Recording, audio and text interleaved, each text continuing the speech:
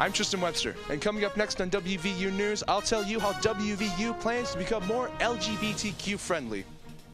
Even though one rule has been removed, homeschoolers still have to give standardized tests and submit student progress reports to the local district.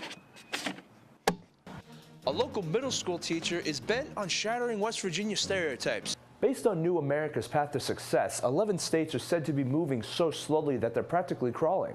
Before True Colors, RAs would put safe zone cards on their doors to show that they've taken the optional LGBTQ sensitivity training. But now there's going to be an entire floor where LGBTQ students can live in a safe and judgment-free environment. I'm Tristan Webster, and coming up next on WVU News, I'll tell you why experts are raving about reading in West Virginia. Students in Rich Senator's class don't just play games, they learn how they operate by understanding how the code is built in popular games, such as Angry Birds. Did you know that West Virginia is thinking about changing its homeschooling policies? I'm Tristan Webster, and coming up next on WVU News, I'll tell you what one local family thinks about the new changes. Another key part to Dr. Osha's class is the field trips taken all across West Virginia. Local teachers are finding new ways to teach their students problem-solving skills. I'm Tristan Webster, and straight ahead, I'll show you how students keep up in the digital age. Our Emmy Award-winning WVU News starts now. WVU is working to become more LGBTQ friendly. A gender-inclusive housing program called True Colors will be coming to the downtown campus. Sophomore Julia Durbin will be a resident assistant in the True Colors program. This is going to be the first gender-inclusive housing on WVU's campus, and so making sure that it runs as smoothly as possible would probably be an added thing for me. Before True Colors, RAs would put safe zone cards on their doors to show that they've taken the optional LGBTQ sensitivity training. But now there's going to be an entire floor where LGBTQ students can live in a safe and judgment-free environment. The WVU Commission for LGBTQ Equity and WVU Housing have been developing True Colors for 5 years, hoping to create a safe space for LGBTQ students.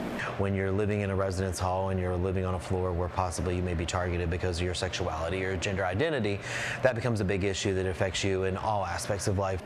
Julia Durbin hopes to bring students together to end LGBTQ issues such as assault and prejudice. One of the main things that causes this discrimination is just ignorance on the topic and not understanding, and I think addressing that first is important. According to the 2015 Campus Pride Index, WVU received only a 1.5 stars out of 5 for its LGBTQ inclusion. The university hopes True Colors will help towards a perfect score. Tristan Webster, WVU News, Morgantown. Here at the Morgantown Learning Academy, Dr. Jennifer Osha is bent on giving her students an education they won't get anywhere else. Her program, Shattering Stereotypes, focuses on empowering students in an active learning environment. We learn about the history of our state, including our heroes and our organizers, our labor organizers, and people who have stood up and spoken truth to power, and have my students learn that history. On top of history lessons, students also learn about West Virginia topography and wildlife. Another key part to Dr. Osha's class is the field trips taken all across West Virginia. The class goes as far south as Matewan and as far east as Spruce Knob. It's a great group of kids. They want to learn, they're excited to learn. They push us and they challenge us to do more. At the core of her curriculum, Dr. Osha feels her classes can also teach valuable life lessons. What is most important to me is that they are learning about the history of standing up to injustice that has often been left out of our state history. Thanks to help from other institutions, Dr. Osha hopes her students will be ready to tackle the issues of today and the future. Tristan Webster, WVU News, Morgantown. Let's get everybody coding so they can see what it's about, type of thing. Studies show that 28% of Americans don't know how to use a computer, but Monongalia schools are determined that doesn't happen to their students. Here at North Elementary, students are learning computer science by writing code. So they basically learn how to use Microsoft Office, basics of a computer. We're getting into coding and just things like that.